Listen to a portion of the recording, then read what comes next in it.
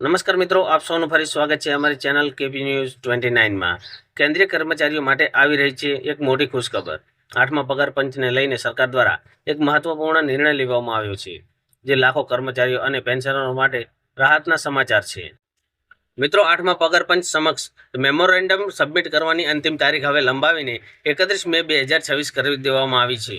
અગાઉ આ તારીખ 31 એપ્રિલ નક્કી કરવામાં આવી હતી, પરંતુ કર્મચારી સંગઠનોની માગણીને ધ્યાનમાં રાખીને સરકારે આ સમય મર્યાદા વધારી દીધી છે। સરકાર દ્વારા જણાવવામાં આવ્યું છે કે તમામ મેમોરેન્ડમ હવે માત્ર ઓનલાઈન સબમિટ કરવાના રહેશે, કોઈપણ હાર્ડ કોપી અથવા તો ઈમેલ સ્વીકારવામાં નહીં આવે। આ નિર્ણય પાછળનું મુખ્ય કારણ એ છે કે કર્મચારી સંગઠનોને પોતાની માંગણીઓ તૈયાર રાખવા માટે સમય જોઈતો હતો, જેને સરકારે યોગ્ય માનીને આ વધારાનો સમય આપ્યો છે।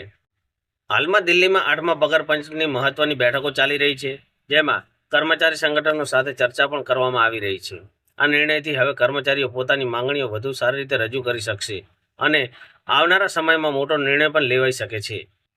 આથી સરકારી કર્મચારીઓ અને પેન્શનરોએ ખાસ ધ્યાન લેવું કે તમામ મેમોરેન્ડમ હવે માત્ર ઓનલાઈન સબમિટ થઈ શકશે।